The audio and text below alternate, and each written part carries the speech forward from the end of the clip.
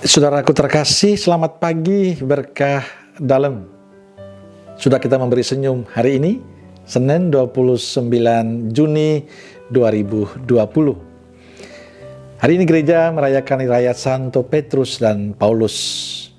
Mari kita awali permenungan kita pagi ini dengan tanda kemenangan Kristus. Dalam nama Bapa dan Putra dan Roh Kudus. Amin. Saudaraku, bacaan Injil pagi ini diambil dari Injil Matius bab 16 ayat 13 sampai 19.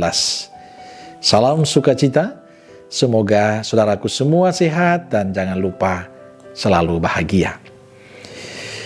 Petrus dan Paulus adalah dua tokoh sentral dalam gereja Katolik.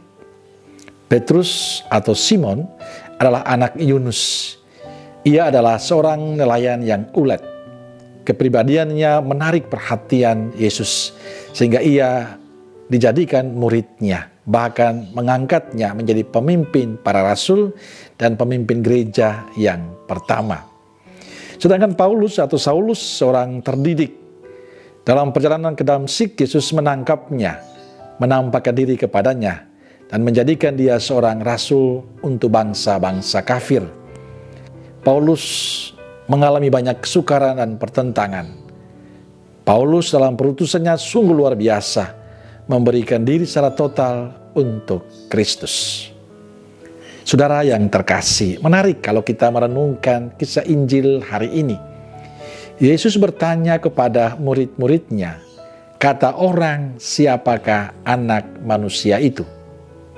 Menurut pribadi mereka yang mengenalnya, hanya Petrus yang menjawab, Engkaulah Mesias, anak Allah yang hidup. Saudaraku terkasih, jawaban Petrus membuktikan bahwa dia sungguh mengenal Yesus secara mendalam. Ia mengenal Yesus tidak hanya sebagai nabi, tapi sebagai guru yang menyelamatkan.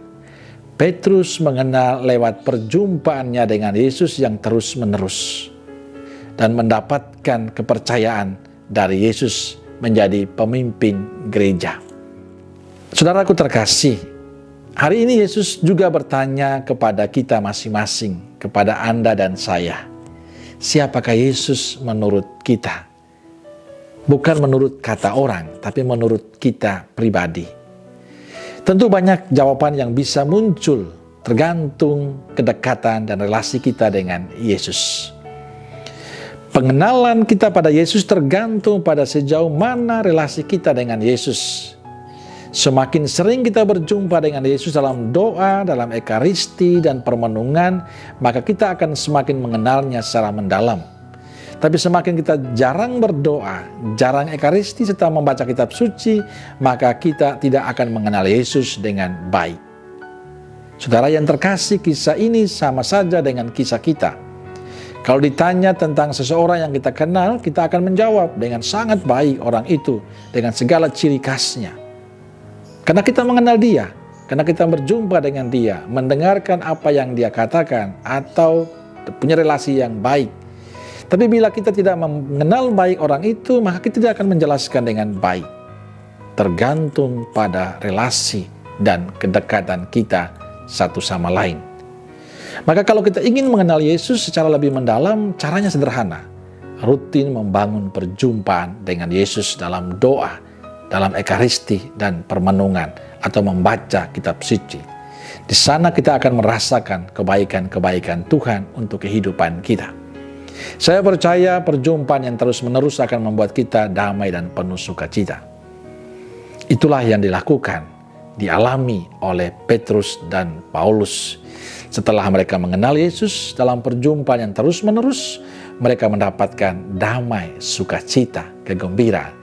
Dan saya percaya sebagai orang beriman, kalau kita tetap membangun relasi yang baik dengan Tuhan dalam doa-doa kita, dalam ekaristi dan membaca kitab suci, kita akan mengalami damai dan sukacita itu.